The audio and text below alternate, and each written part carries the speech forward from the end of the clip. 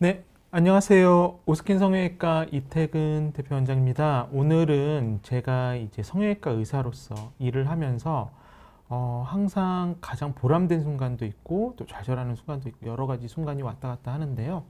꼭 여러분과 이제 이 주제에 대해서는 말을 해보고 싶었어요. 왜냐면 일단 암에 대한 얘기입니다. 그런데 이 암을 이겨낸 후에 우리가 혹은 피부나 성형 쪽이나 이런 분야에 대해서 사실 환자분들이 여러 가지 관심이 있고 많은 관심을 생각은 하고는 있지만 막상 어떻게 접근해야 되는지 굉장히 궁금해 하시거든요. 그리고 이거는 뭐 의사로서 제가 해드리는 말인데요. 제가 사실 가장 제 직원들한테도 말할 때 가장 보람된 순간이 언제냐고 물어보면 저는 사실 이렇게 암 환자를, 그러니까 암을 이겨낸 후에 피부나 성형 쪽으로 좀 더 자신감을 얻으실 때, 저는 그때 솔직히 말씀드려 의사로서 정말 많은 보람을 느낍니다. 그래서 저는 제가 매주 제가 수술한 환자들을 항상 제 혼자 리뷰하는 시간을 갖는데요. 그때 이제 전후 사진을 보면서 그 환자가 계속 발전돼 나가는 모습을 볼 때, 특히 암을 이겨내시고 그 과정을 저와 함께 이렇게 같이 가는 분들을 제 눈으로 직접 확인할 때 저는 정말 많은 보람을 느낍니다. 그래서 오늘은 어떻게 보면 착한 성형이라고 저는 표현을 합니다. 그런데 이 암에 대해서 암을 이겨내는 혹은 암을 투병하는 생활 중이라도 내가 어떻게 하면 좀 더 곱게 될 수 있는지에 대해서 제가 가지고 있는 철학과 그 다음에 치료 방법, 그 다음에 치료 플랜 등을 여러분께 공유해 드리는 시간을 갖도록 하겠습니다. 제가 정말 예전부터 많이 생각을 하고 여러분과 공유를 하고 싶었던 주제예요. 그래서 이 주제를 오늘 가지고 온 건 어떻게 보면은 굉장히 좀 뜻깊은 시간인 것 같고요.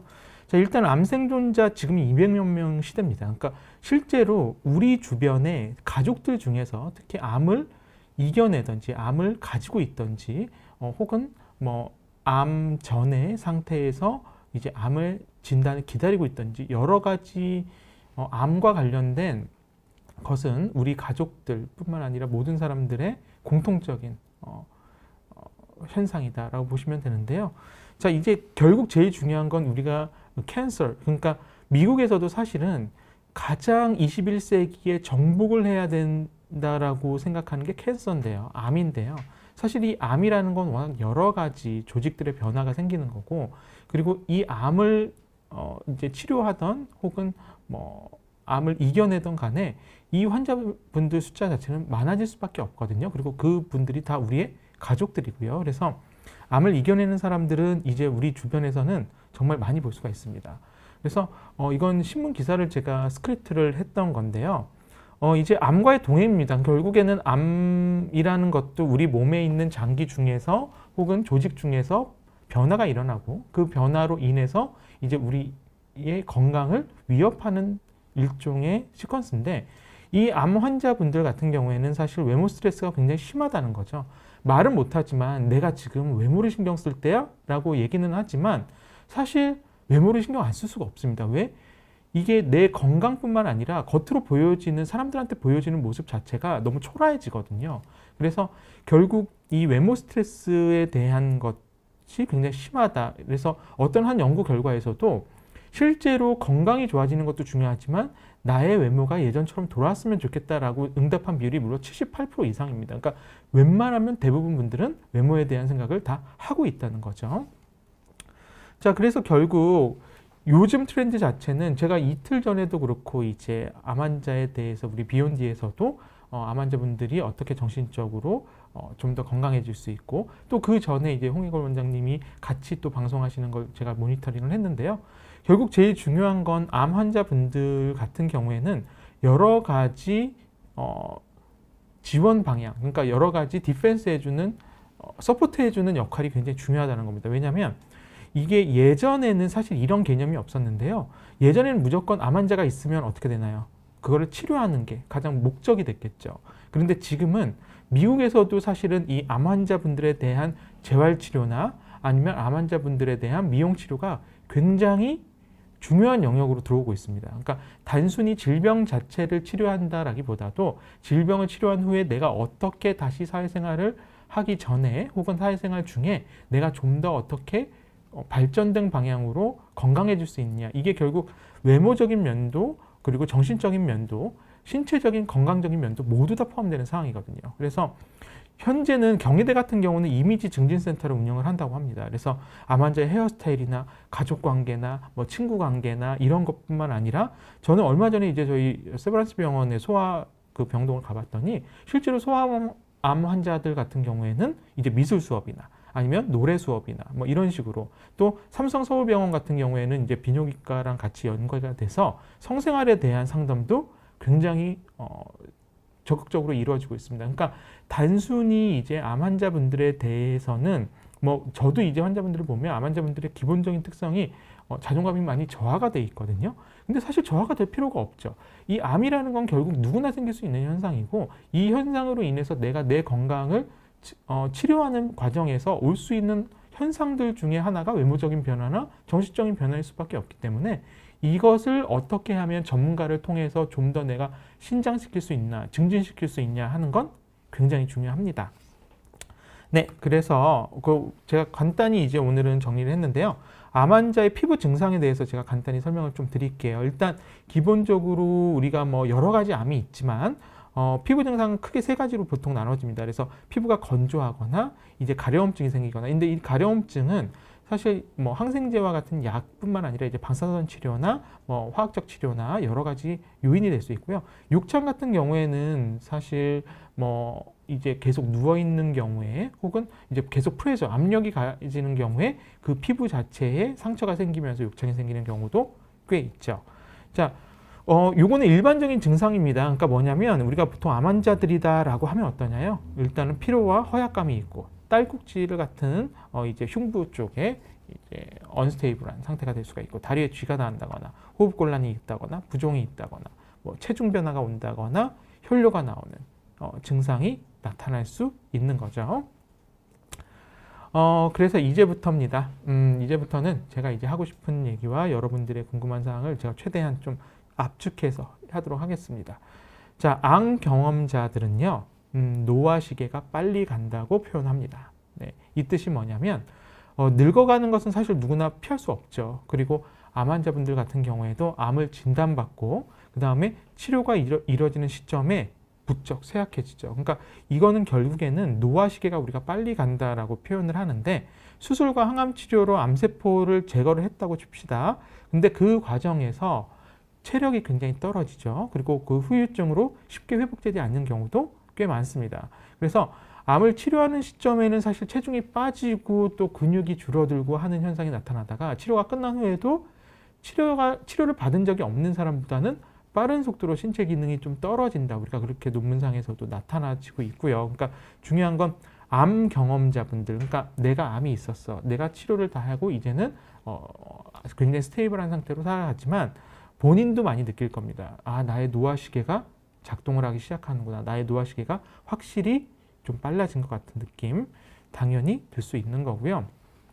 그래서 결국 노화라는 것과 암 환자분들의 이 경향은 좀 연관지어서 봐야 됩니다. 왜냐하면 우리가 이제 20대 후반부터는 사실 누구나 노화는 일어난다고 말을 하는데요.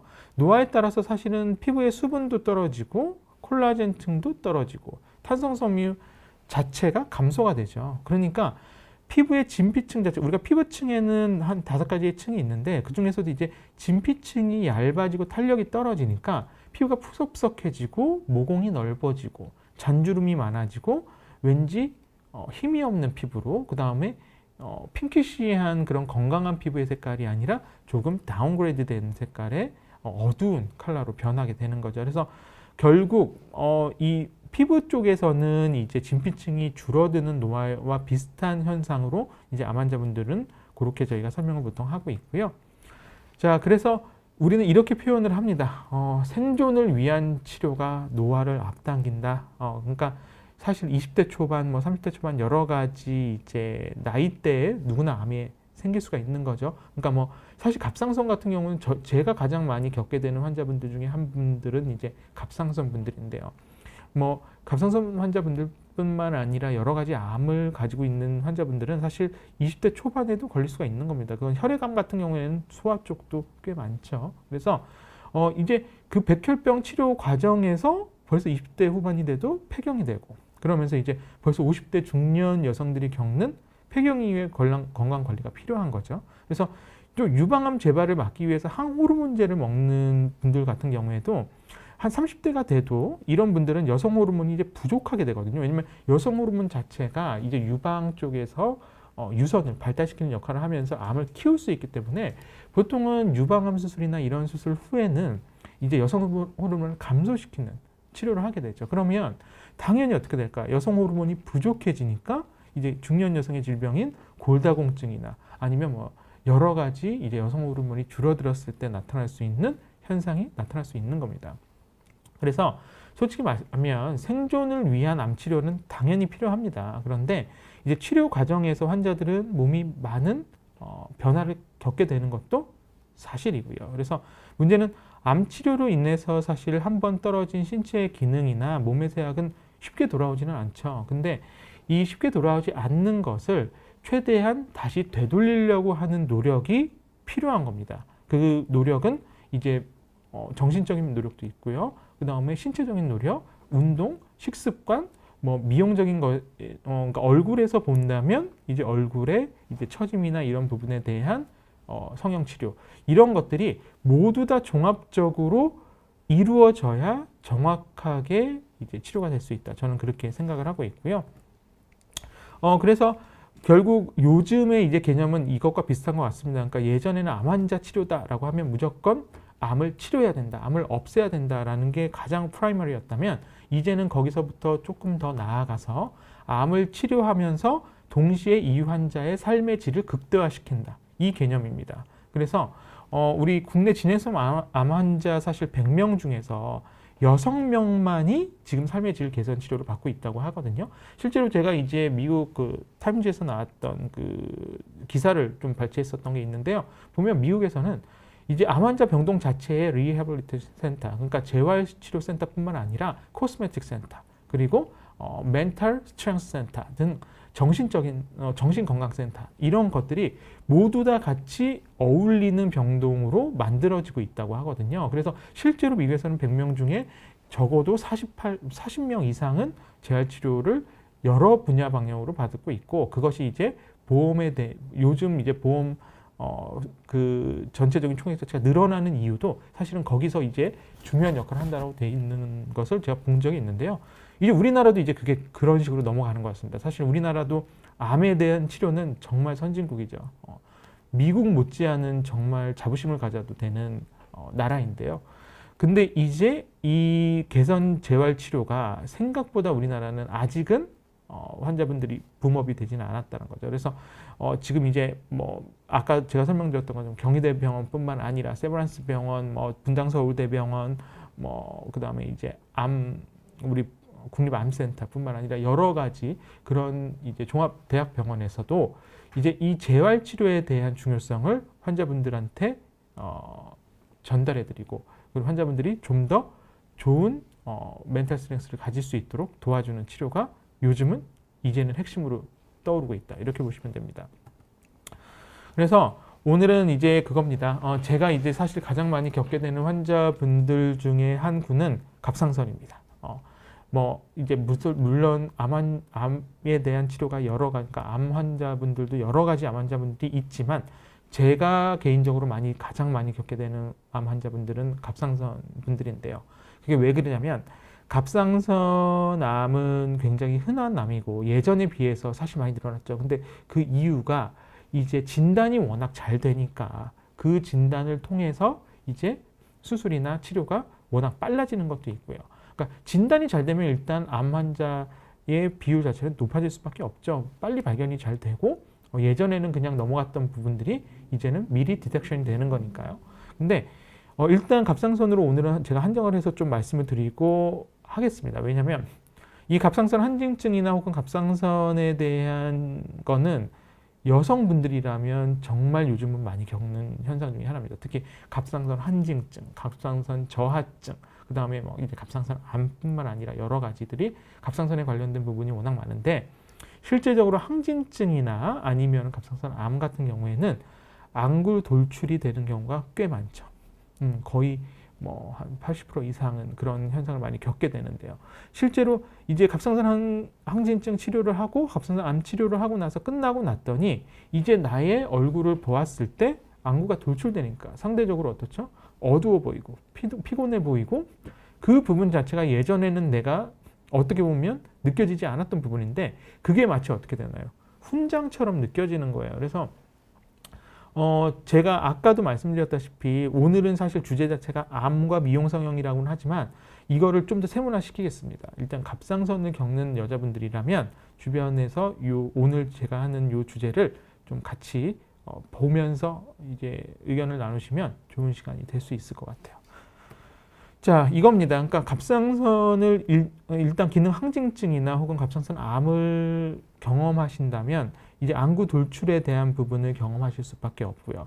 그 안구 돌출에 대해서 이제 얼굴에 변화가 오게 되는 거죠. 근데 이 안구 돌출이 되고 나서 환자분들이 대부분 느끼는 것 중에 하나는 뭐냐면 훈장이 된다는 겁니다. 그러니까 제가 성형외과 의사이긴 하지만 이제 환자분들하고 저는 대화를 할 때 이 환자분이 어떠한 가치관을 가지고 살아가는지 굉장히 중요하게 느낍니다. 왜냐하면 성형이라는 거는 이제 얼굴의 모양을 바꾸고 하는 것도 물론 있지만 이 환자분이 내가 성형을 했을 때 어떻게 받아들일 수 있느냐가 성형외과 환자분들한테는 굉장히 중요하거든요. 그래서 저는 항상 상담을 할 때도 시간이 좀 오래 걸리는 이유가 사실은 바로 그런 이유도 좀 있는데요. 일단 갑상선이 생기신 분들은 나한테 생겼던 현상 자체를 물론 갑상선 치료가 워낙 치료 자체는 잘 되죠. 치료 자체는 잘 되지만 그거로 인해서 남는 훈장들 같은 것이 가장 대표적인 게 두 가지입니다. 첫 번째는 안구가 돌출돼 보인다는 것과 두 번째는 이제 예를 들어 목 쪽에 이제 수술을 하게 되면 그 부분 쪽에 이제 흉터가 남는다는 거죠. 그래서 이렇게 안구가 돌출되는 경우에 대해서는 저는 보통 안구 돌출을 감압시키는 보통 지방 재배치라고 요즘은 표현을 하지만 사실 지방 재배치라기보다는 지방 제거가 좀 더 맞습니다. 왜냐하면 지방을 제거해 주면서 안구의 압력을 줄여들게 만들면서 전체적으로 눈이 들어가 보이게 하는 효과가 있고요. 두 번째는 이제 안구 자체를 뒤로 빼주는 수술도 있습니다. 그러니까 안구 감압술이라고 우리가 보통 표현을 하는데 이 안구 감압술 수술 자체 중에서도 저는 조금 더 추천을 드리는 건 안구 눈 밑 지방 제거 수술을 좀 더 추천을 많이 드립니다. 왜냐하면 좀 더 안전하게 수술을 할 수 있는 거고요. 아까도 설명드렸다시피 갑상선 분들 같은 경우에는 기본적으로 어떻죠? 이 흉터 자체, 그러니까 우리가 수술을 하고 나서 이 부분짜리 흉터가 생기기 때문에 이 흉터를 없애기 위한 레이저 치료를 주로 많이 생각을 하시게 되고요. 그리고 실제적으로 제가 대학병원에 있을 때도 보면은 이제 우리 갑상선 수술하고 나서 이제 이 흉터 때문에 보통 피부과나 성형외과 쪽으로 컨펌 의뢰가 많이 들어오거든요. 그러니까 결국에는 이제 이 흉터 자체가 난 훈장이잖아요. 내가 여기에 수술을 했다는 건 내가 갑상선이 있었다는 거고 사실은 갑상선이 있었다는 건 제가 볼 때는 아무런 흠이 되지 않습니다. 아무런 흠이 되진 않지만 이 갑상선 수술을 함으로써 내가 그동안에 겪었던 마음고생과 내가 그동안에 겪었던 체력 저하나 혹은 뭐 여러 가지 얼굴의 변화나 몸의 변화나 하는 것들이 굉장히 가깝게 다가올 수가 있는 거거든요. 그래서 이 훈장을 없애고 싶어 하는 경우 보통 이제 흉터 치료가 들어가게 되는 거고요. 자, 우선 이거를 보겠습니다. 그러니까 이분인데요. 이게 보시면 여러분들도 이제 좀 느낄 수가 있을 겁니다. 그러니까 이분 같은 경우도 왼쪽 보시면은 느껴지죠. 그러니까 갑상선 분들은 기본적으로 안구가 돌출이 되면서 상대적으로 눈 밑에 지방도 돌출이 되고 눈 위쪽도 같이 전체적으로 돌출되면서 누가 봐도 아 나는 갑상선을 앓고 지나갔던 사람이다라는 게 느껴져요. 그래서 이렇게 상담을 또 해보다 보면 실제적으로 이 부분에 대해서 솔직히 본인이 반신반의하는 분들도 많습니다. 그 뜻이 뭐냐면 내가 일단은 얼굴 자체도 그렇고 뭐 예전에 비해서 확실히 변화된 부분이 보이는데 이 변화된 부분을 내가 정말 고생해서 암 치료는 모두 다 끝났는데 과연 예전의 상태로 내가 돌아갈 수 있을 것인가에 대한 고민을 많이 합니다. 그러니까 반신반의해요. 내가 과연 예전 상태로 돌아갈 수 있냐? 그럼요. 돌아갈 수 있죠. 그게 왜 불가능합니까? 그러니까 이게 눈 자체도 그렇지만 여러 가지 내가 예전에 비해서 떨어진 컨디션은 인정을 해야 돼요.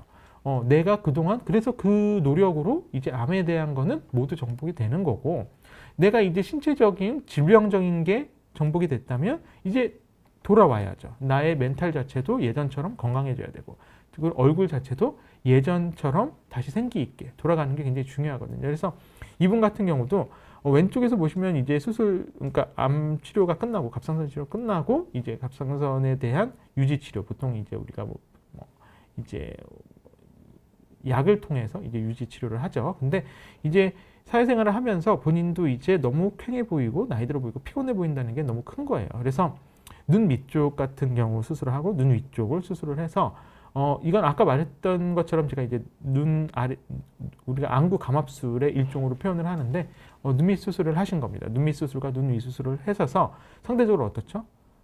돌아오는 겁니다. 그러니까 예전에 내 상태로 절대 못 돌아온다라고 생각은 하지 마시고요. 내가 좀 더 영하게 혹은 좀 더 건강하게 보일 수 있게 하는 상태로 어떻게 하면 들어갈 수 있는가를 전문가와 같이 상담하는 게 굉장히 중요합니다. 그래서 이런 분들도 보시면은 결국에는 나이가 들면서도 이제 뭐 전체적으로 변화하는 양상도 분명히 있지만 어떻죠?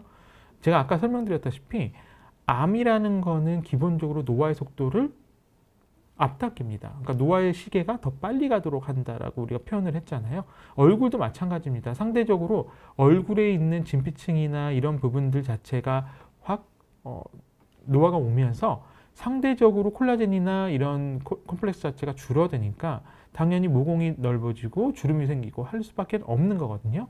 그래서 이분 같은 경우도 이분 같은 경우는 사실 갑상선 쪽은 아니셨고요. 갑상선 쪽은 아니고 이제 생식기 쪽에 암이 있으셨는데 방사선 치료가 다 끝나고 했던 거죠. 근데 이제 이분도 그냥 아무 생각이 없이 일단 온 거예요. 어떻게 오셨냐면 이제 지인분을 통해서 저는 일단 암 치료는 잘 됐습니다. 너무 감사하게도 암 치료는 잘 됐어요. 근데 예전에 비해서 이제 거울을 보면 너무 늙어 보이는 내가 싫습니다. 내가 확 늙어버린 것 같습니다. 라고 표현을 하거든요. 그러니까 저도 이제 그러면 이제 항상 말씀을 드리죠. 그러니까 암이라는 거를 이겨낸 거는 정말 대단한 거다. 본인은 정말 대단한 일을 하셨다. 그러면 그 이제 일을 제가 이제 좀 더 도와드릴 수 있는 방법은 본인이 예전의 상태로 최대한 돌아갈 수 있게 저와 같이 노력해보자 라는 거거든요. 그래서 일단 이분 같은 경우에도 특히 이제 우리가 눈 주위 쪽에 변화가 특히 많이 옵니다. 이게 왜 그러냐면 눈 주위 쪽은 피부 자체가 얇죠. 피부가 얇다 보니까 뭐 주름뿐만 아니라 특히 눈 밑에 지방이 불룩해진다거나 혹은 고랑이 깊어진다거나 눈 위에 페임 현상이 더 심해진다거나 눈 뜨는 근육 자체가 힘이 떨어지면서 실제로 처진다는 건, 그러니까 저도 이렇게 보면 다른 얼굴에 비해서 확실히 눈 주변 쪽의 노화 속도가 빨라지는 거는 저는 경험적으로 많이 느낍니다. 그래서 환자분들한테 항상 설명을 드려요. 일단 본인의 현재 늙어 보이는 부분, 그러니까 본인의 현재 피부가 처진 부분 혹은 수술이 필요한 부분은 수술로서 해결을 하자.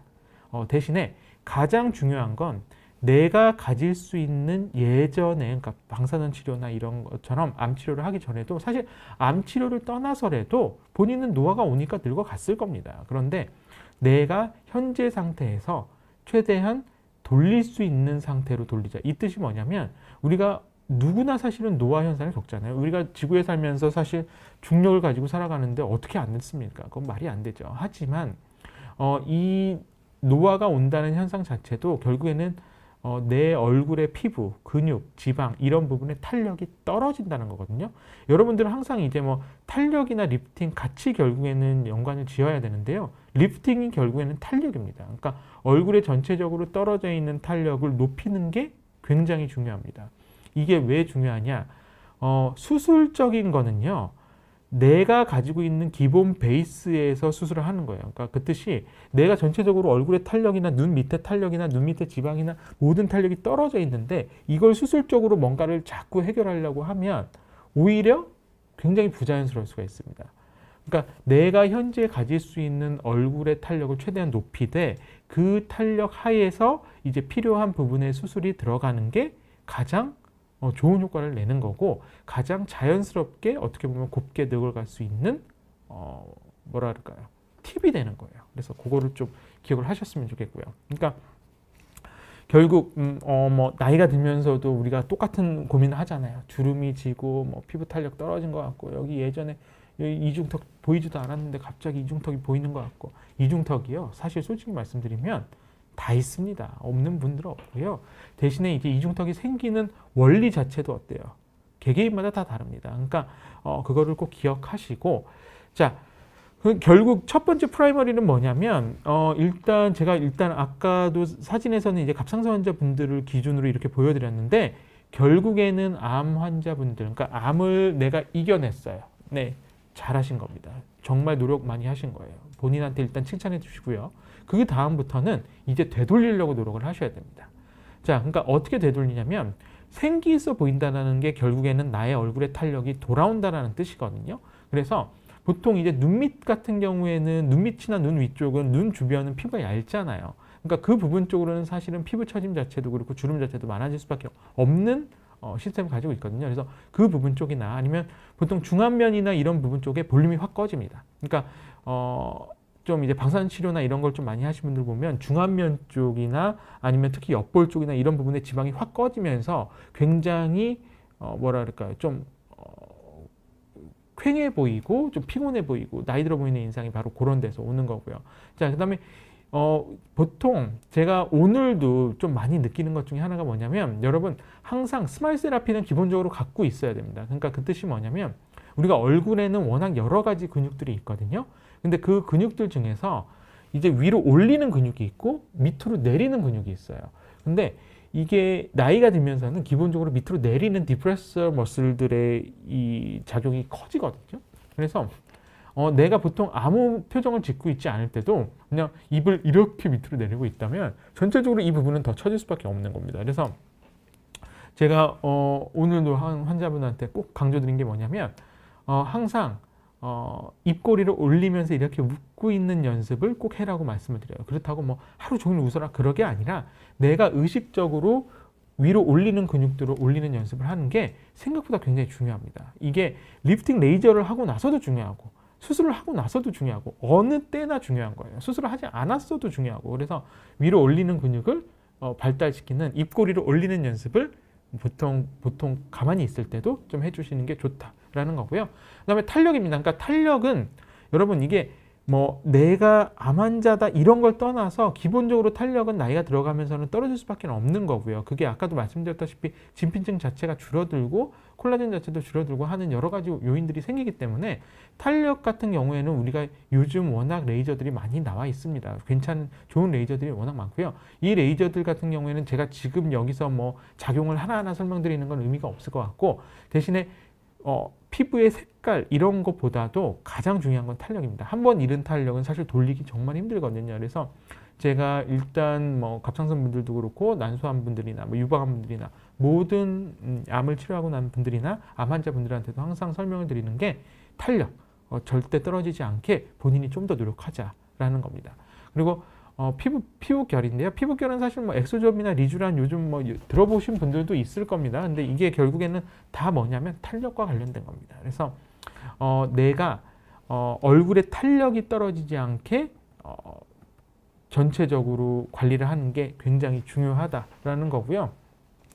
그래서 결국 중요한 건 그겁니다. 뭐냐면 내가 가지고 있는 것을 최대한 지키는 노력이 필요하다는 거예요. 그게 무슨 뜻이냐면 제가 일단은 예로는 갑상선 분들을 예로 들었지만, 왜냐면 제가 가장 많이 겪는 환자분들이니까요. 실제로 제가 제 병원을 지금 운영하면서도 일주일, 한 달에 그래도 4-5분 이상의 갑상선 분들을 계속 만나는 것 같아요. 그러니까 그분들은 처음에 저를 어떻게 찾아오냐면, 물론 소개로 오는 분들도 있지만 일단 제가 다들 피곤하냐고 물어보고, 다들 눈밑이나 눈 위가 왜 이렇게 꺼져 보이냐라고 생각이 들어서 이제 찾아오시는 경우도 꽤 많거든요. 근데 결국에는 내가 눈 밑쪽이나 눈 위쪽 같은 경우에는 갑상선 분들 같은 경우도 최대한 돌릴 수가 있습니다.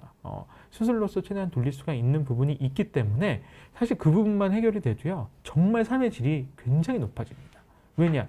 내가 남들이 나를 봤을 때도 그렇고, 내가 이제는 갑상선에 대한 건 뭐 암에 대한 건 치료가 다 된 거잖아요. 근데 남아있는 건 이제 얼굴이잖아요. 근데 얼굴은 계속 보여지는 거고, 또 내가 나이가 들면서는 이 부분이 더 심해질 것 같은 느낌이 들고, 그러니까 이제 나의 자존감이 떨어지고 그러면서 자꾸 움츠러들게 되고 그럴 필요 없다는 거죠. 내가 좀 더 바뀔 수 있는 부분은 본인도 노력을 해야 돼요. 그래서 지금 이제 눈 밑쪽이나 눈 위쪽이나 이렇게 변화가 오는 부분은 수술로서 해결을 할 수가 있습니다. 그래서 주저하지 마시고 전문가분들을 찾아가서 이제 내가 어떻게 하면 좀 더 예전의 상태로 돌아갈 수 있을까요? 혹은 내가 어떻게 하면 좀 더 생기 있고 좀 더 밝은 얼굴상이 될 수 있을까요를 꼭 같이 전문의 선생님과 함께 상담을 해보는 게 저는 정말 중요하다고 생각합니다. 이게 이제 암 환자분들의 재활적인 부분을 떠나서 나의 삶을 위해서 그런 겁니다. 내가 앞으로 남은 삶이 훨씬 많은데 이 삶을 내가 그래도 정말 즐겁게 살아야 되는 거잖아요. 그 부분에서 사실 외모적인 부분도 굉장히 큰 역할을 합니다. 그래서 그 부분을 좀 신경 썼으면 좋겠다라는 거고요. 그래서 제가 서두에도 말씀드렸지만 제가 가장 그래도 보람을 느끼는 부분 자체가 바로 이 부분이에요. 그러니까 뭐냐면 내가 좀 더 밝은 인상으로 사람들을 대할 수 있고 내가 좀 더 사회생활을 함에 있어서 자신감 있게 사회생활을 할 수 있다는 거. 이게 미용적인 면과는 또 다릅니다. 그러니까 암 환자분들은 대부분 상담을 해보면 이렇게 얘기해요. 원장님 저는 바라는 거 별로 없어요. 바라는 거 별로 없고 그냥 좀 더 고와지고 그랬으면 좋겠어요. 대신에 자연스러웠으면 좋겠어요. 제가 큰 수술도 하고 나서도 그렇고 이제는 막 그렇게 전 이제는 부작용이 오나 이런 것도 너무 싫고 그냥 자연스럽게 늘 때 좀 더 고와 보였으면 좋겠어요 라는 얘기를 정말 많이 하세요. 그러니까 이게 왜 그러냐면 일단 내가 이제 외모적인 변화가 온 거는 인지를 하지만 이 외모적인 변화가 온 것에 대해서 되돌릴 수 있을까라는 일단 의구심이 있는 거고요. 두 번째는 내가 이걸 되돌리려고 괜히 노력을 했다가 부작용이 또 생기는 건 아닐까라는 걱정이 드는 겁니다. 왜? 걱정이 늘어나 있으니까요. 저 그거 충분히 이해하거든요. 그러니까 왜냐면 생각을 해보세요. 내가 내 몸에 암을 가지고 살았다가 이제 나았어요. 근데 그 암을 가졌다고 진단을 받는 순간 일단 사람이라면 일단은 분노를 하게 됩니다. 왜 나한테 이런 일이 생겼지? 왜 나는 정말 착하게 산 것 같은데 나 정말 건강하게 채식만 하고 나 비건인데 왜 암이 생기는 거야? 근데요 그거는 사실 인정할 건 인정해야 된다고 우리가 얘기하거든요. 보통 이제 저희가 보통 암 환자분들한테 배우는 이제 교과서상에서도 인정을 하고 분노가 오면 분노되든 대신에 이제 인정을 하고 그거를 이제 어떻게 픽스할 것인지 이제 방법을 찾고 이게 중요하거든요. 그래서 일단은 내가 인정을 하되 걱정이 많은 건 저도 충분히 이해가 됩니다. 그러니까 다른 분들에 비해서 확실히 걱정이 많습니다. 그리고 두 번째는 다른 분들에 비해서 겉으로는 욕심이 없다고는 하지만 욕심이 많습니다. 왜냐하면 내가 그래도 웬만큼 예전의 상태보다도 더 건강한 모습으로 고운 모습으로 돌아가고 싶어 하거든요. 그래서 저는 이렇게 말씀드려요. 첫 번째, 나의 노화시계가 암으로 인해서 빨라졌다라고 하는 것을 일단은 인지하자. 인정하자. 그리고 두 번째, 내가 이제 암을 치료했다. 그래, 나는 이제 나의 건강을 위협하는 것으로부터는 이제 나는 좀 자유스러워졌다. 이제는 나는 좀 더 밝은 삶을 살면 된다. 그럼 어떻게 하면 되느냐? 내 얼굴을 최대한 밝게 만들어 보자. 이겁니다. 그래서 내 얼굴을 최대한 밝게 만든다는 뜻은 내 얼굴에 처진 탄력이, 그러니까 제가 항상 환자분들한테 탄력을 계속 얘기하거든요. 그러니까 어떤 분은 원장님은 맨날 볼 때마다 탄력 너무 탄력이 그만큼 중요합니다. 그러니까 얼굴의 탄력이라는 게 진피층 뭐 이런 거를 떠나서라도 우리가 지구상에 살면서도 사실 얼굴의 탄력이 떨어지는 거는 누구나 겪게 되는 노화의 한 현상이고요. 그리고 이제 방사선 치료나 이런 암 치료나 이런 걸 통해서도 굉장히 탄력 자체가 떨어집니다.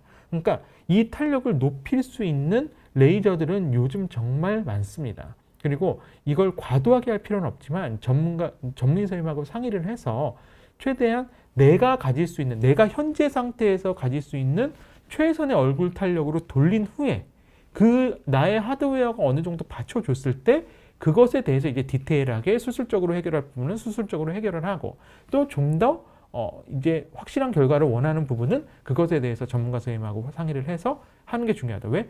하드웨어 자체가 탄탄해야 결과도 잘 나올 수밖에 없다. 이겁니다. 내 하드웨어 자체가 생각을 해보세요. 내 하드웨어 자체가 떨어져 있는데, 힘이 떨어져 있는데, 뭉글뭉글해져 있는데, 이거 아무리 뭐 잘라내고 뭘 해도 또 처지는 건 똑같습니다. 그러니까 결국에는 내 하드웨어 자체를 최대한으로 되돌린 후에 뭔가를 하는 게 굉장히 중요합니다.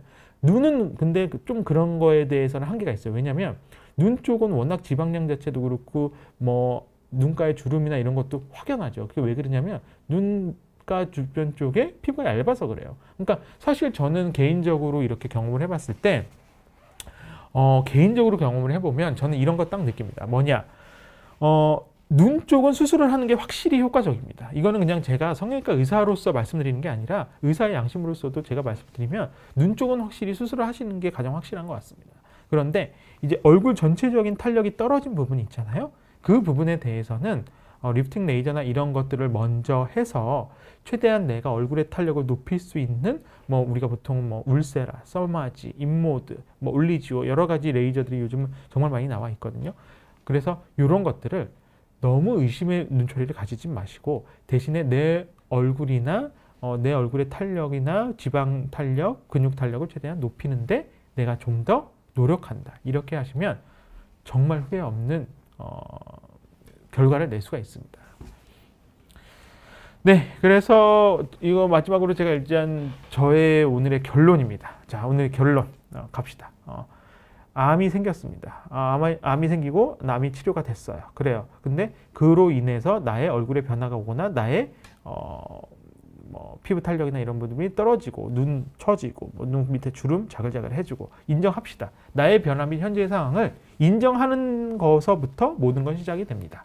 자, 현재의 상태를 전문의 선생님과 함께 고민하십시오. 그러니까 저는 예전에 비해서 확실히 이제 확 나이 들어 보이고 피부도 확 어두워진 것 같고 처진 것 같고 상의하십시오. 그리고 확실히 그 얼굴의 전체적인 그 이미지를 딱 그러니까 이미지를 딱 주는데 중요한 부분 중에 하나가 눈입니다. 그러니까 눈 주변 쪽은 성형외과 전문의 선생님이나 안과 전문의 선생님하고 같이 상의를 하시고, 그다음에 얼굴 전체적인 피부 탄력 같은 경우에는 이제 본인과 마음이 맞는 전문의 선생님들과 상의를 해서 내가 어떻게 하면 최선의 탄력으로 돌릴 수 있는지 이거에 집중하십시오. 자, 그 다음에 늘어진 조직이나 수술이 필요한 부분은 고려를 하십시오. 과감히 고려하시는 것도 절대 나쁘지 않습니다. 대신에 무분별한 수술이나 불필요한 수술은 할 필요가 없겠죠. 왜? 제가 아까도 설명드렸지만 제가 지금 설명드리는 이 수술이라는 것도 결국에는 뭐 눈 쪽도 있지만 제일 중요한 건 얼굴에 나의 하드웨어 자체, 탄력 자체가 최대한 되돌리는 게 가장 중요합니다. 이거는 뭐 얼굴 전체적인 것뿐만 아니라 뭐 이제 수술을 하고 뭐 이런 걸 떠나서도 나의 하드웨어 자체를 최대한 돌린다는 가정하에 제가 지금 다 말씀을 드리는 겁니다. 자, 그다음에 5번째는 고운 얼굴을 목표로 식습관이나 얼굴의 표정 등도 교정합니다. 오늘 제 강의를 보신 분들은 오늘부터 집에서 혼자 있을 때도 TV를 볼 때도 뭐 유튜브를 볼 때도 뭐 넷플릭스 볼 때도 입꼬리를 살짝 올리는 이런 연습을 좀 해주세요. 자, 입꼬리를 올리면서 이 부분의 근육이 발달돼야 상대적으로 이 중안면 쪽이나 이 부분의 볼륨 꺼짐이 적어질 수밖에 없고요. 보통은 한번 보십시오. 가만히 텔레비 볼 때 누구나 TV를 보거나 뭐 넷플릭스 보거나 유튜브 볼 때 이렇게 의도적으로 올리고 있는 분들 거의 없습니다. 대부분 이렇게 화난 사람처럼 입꼬리 다 내려주고 이렇게 하고 있습니다. 그러니까 이제 전체적으로 떨어지는 것도 많아질 수밖에 없거든요. 이 스마일 세라피는 암 환자분들만 아니라 일반 환자분들도 굉장히 중요한 겁니다. 그래서 그거를 좀 지켜주셨으면 좋겠고, 언제 시간이 되면 제가 이 스마일 세라피에 대해서는 다른 원장님들하고 같이 좀 생각을 해보고 싶어요. 왜냐면 이게 여러분 뭐 우리가 병원에서 레이저를 한다, 수술을 한다, 그거는 의사들이 저희가 도와드릴 수 있는 영역은 한계가 있어요. 이 한계가 있는 부분을 더 이제 노력이 필요한 게 여러분들의 노력입니다. 그래서 여러분들의 노력은 보통 이제 식습관이나 이런 얼굴의 표정, 근 관리 이런 것에서 시작이 된다 보시면 되고, 뭐 그렇게 물어보시는 분도 있어요. 저 LG 프라이얼 이런 거 쓰는데 이거 도움이 많이 되나요? 저는 뭐 개개인마다 이제 의사분들의 뭐 의견이 좀 다를 수는 있지만 일단 그런 것보다도 얼굴의 표정을 본인이 스스로 근육을 웃어주는 이 연습 굉장히 중요합니다. 자, 항상 긍정적인 사고를 가지도록 노력을 합니다. 그러니까 뭐든지 멘탈적인 면이 가장 중요합니다. 우리가 맨날 그러잖아요. 뭐 축구를 할 때도, 뭐 운동을 할 때도, 악기를 연주할 때도, 뭐 회사에서 일을 할 때도, 모든 일을 할 때 항상 뭐 멘탈 관리를 하죠. 그만큼 긍정적인 사고가 굉장히 중요합니다. 그래서 저는 뭐 이거는 여담이기는 한데요. 이제 물론 이제 우리가 비욘디 같은 이제 유튜브 채널에서도 물론 뭐 볼 수는 있지만 유튜브를 보실 때 여러분, 이 유튜브의 알고리즘이요. 굉장히 나를 편협하게 만들 수 있습니다. 그러니까 그 뜻이 뭐냐면 내가 예를 들어서 어떤 A라는 거에 대해서 검색을 했다면 그 A라는 것에 대한 뭐 부정적인 면을 검색했다면 그거에 대한 알고리즘이 계속 뜰 수밖에 없는 거거든요. 그래서 저는 이게 사실 의학적인 것도 연관이 된다고 생각이 들어요. 그러니까 환자분들도 보면 요즘 유튜브 상으로도 워낙 여러 가지 정보를 많이 얻으니까 예를 들어서 저는 눈 밑에 지방 재배치술이나 눈 밑에 하안검 수술을 하고 싶어요, 원장님. 자, 그러면 환자분들이 이 유튜브에서 눈 밑 부작용 이런 걸 칩니다. 그럼 눈 밑 부작용을 치면 정말 다양한 부작용들이 싹 이렇게 나옵니다. 그러면 그런 걸 보다 보면 야, 이건 안 되겠는데? 라는 생각이 저도 들 수밖에 없게 딱 나오더라고요. 그러니까 제일 중요한 건요.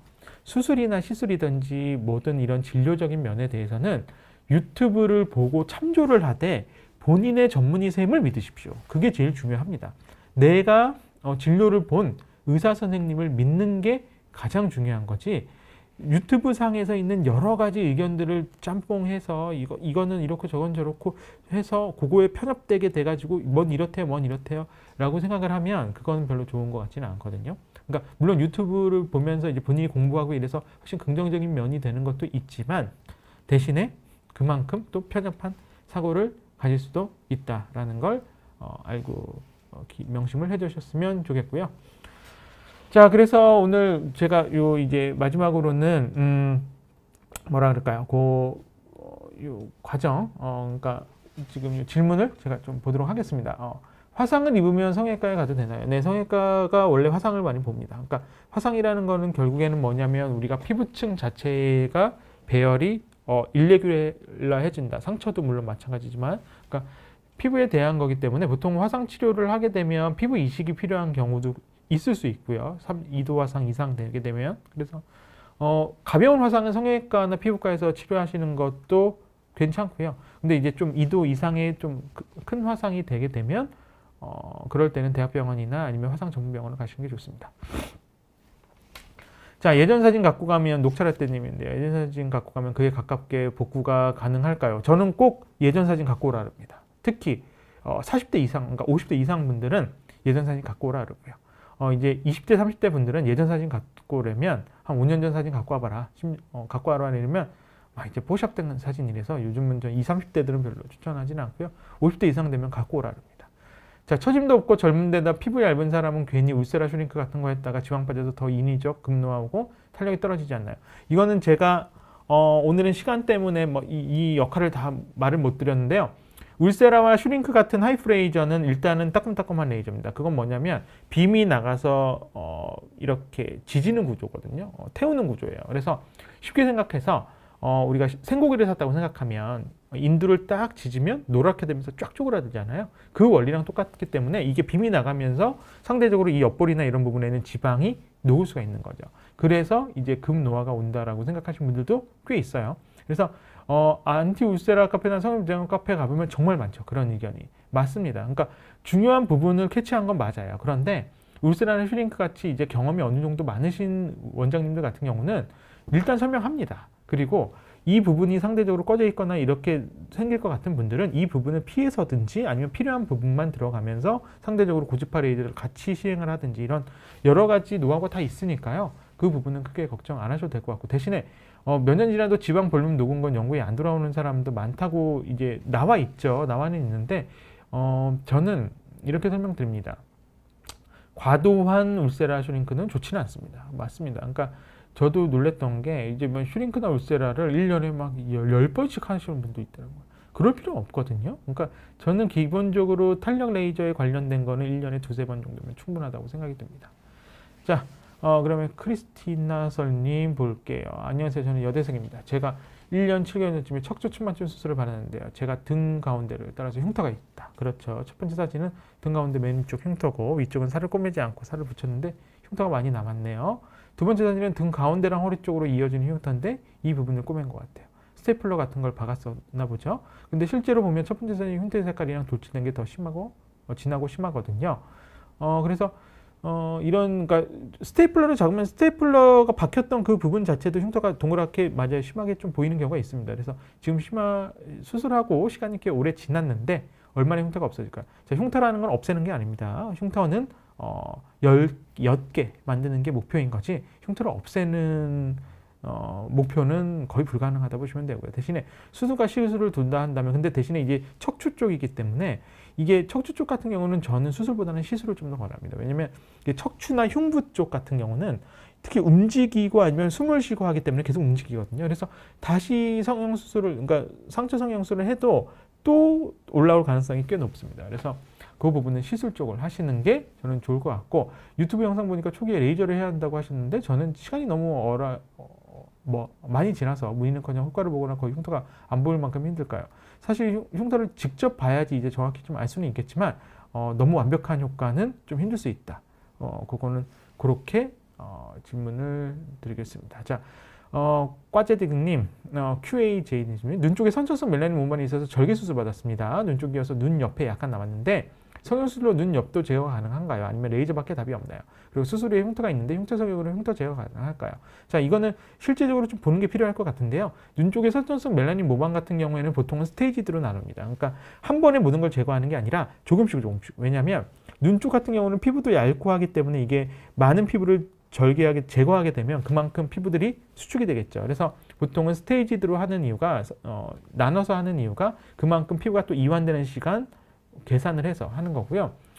눈 쪽에 가까워질수록 사실은 수술을 잘 하려고는 하진 않죠. 왜냐하면 이제 눈의 모양이 변할 수 있거나 눈매가 변할 수 있다거나 하는 현상이 생길 수 있어서 근데 이제 그 부분은 사실 흉터를 없애는 게 목표라면 수술이 더 좋을 수도 있고요. 그래서 이거는 실제적으로 그 흉터 자체가 어느 정도 남아있는지 보고 그 다음에 눈 모양이나 이런 부분에 어느 정도 영향을 미치는지 보면 좀 더 정확한 답을 드릴 수 있을 것 같습니다.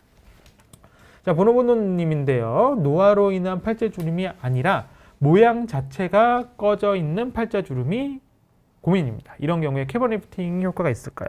천천히 여러 번 시술을 받고 효과가 더디게 나타나더라도 안전하고 효과 있는 시술 방법으로 하고 있습니다. 네.